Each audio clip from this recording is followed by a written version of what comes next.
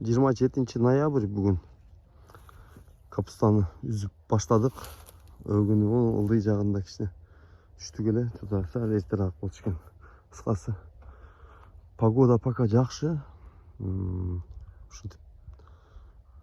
Жүз отағыз 27 ноябрь бүгін. Так, бұл мұндай заключительный видео. Бұл 3 августта егілген капустачы. Ылдый жағында, өйді жағында, он ерден шықсам, палдың нарағында 40% пішпай қалған. Ылдый жақта дағы шындай бір 40-50% нарқы 3 палдың жарымы шындай болып қалған. 3 палдың өзі деле шындай болып қалған. Қысқасы 3 августта егілген бұл кеч болып қалыптыр да. Қолдан келішінше капустаны бұйырса жақсы қарадық. Құрты жоқ, ширесі жоқ, таза капустачы жап-жашыл болып немесі жақсы. Бирок 25 июль бұл ақырқы күн екен да. Андан кейін егіле тұрған болса капуста шындай болып бышы-бышпай шындай неме болады екен да. Ошоға ең лучший вариант 20 июльда егіп бүтіш керек екен. Капуста шында смело пышат екен. Ерте жинайт кесін, холодильникке жиып өткесін. Анан бөлім жолды дәріні кішіне көбірек салыш керек екен. Дағы бір немаловажный момент.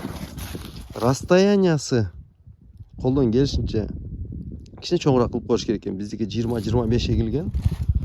Даже 20-15 там егіліп қалып тұрды. Ушуну 30 қылып егеш керек екен. Расстояние деле андай нәрсені шешпейді. Главный мынаке расстояниясы жақын болғанымен ол жерде чоң болған да. Ошоға дәріні көбірек салып, суны көбірек береш керек екен. Қолдан келішінше суны бастыра береш керек екен күзіндечі. Қысқасы ошол кейінгі жылға еккені бұл өзімі заметка. Мен бірінші жолы егішім үшін бұны расстояние строго 20-25 қылып егіп, өте жақын қылып жүрбейді. Суны көбірек беріп, дарысын, ширеге, құртқа, дарыларды қоларды білеміз, жақшылы чачып, жақшы қарадық. Анан шо, самый главный ерте егіш керек екен. 20 июльда уже егіп бүтіріш керек екен. 25 июль бұл ақырқы срок екен. Дарыны бөлім жолда болса, гектарына 350 тонна, 350 килограммдан гектарына қорқпастан береш керек екен. 2 жолы берілет гектарына. Ошонда 700 килограмм 1 гектарға 2 жолы берілгенде. 350 килограммдан гектарына қорқпастан береш керек екен.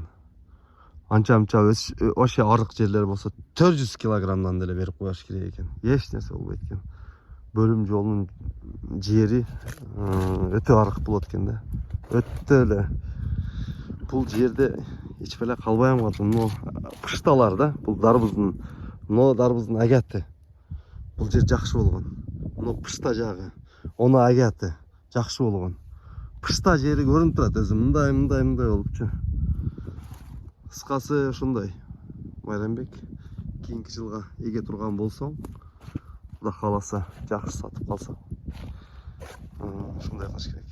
Анан желательно бөлім жолға егіш керек екен капустаны.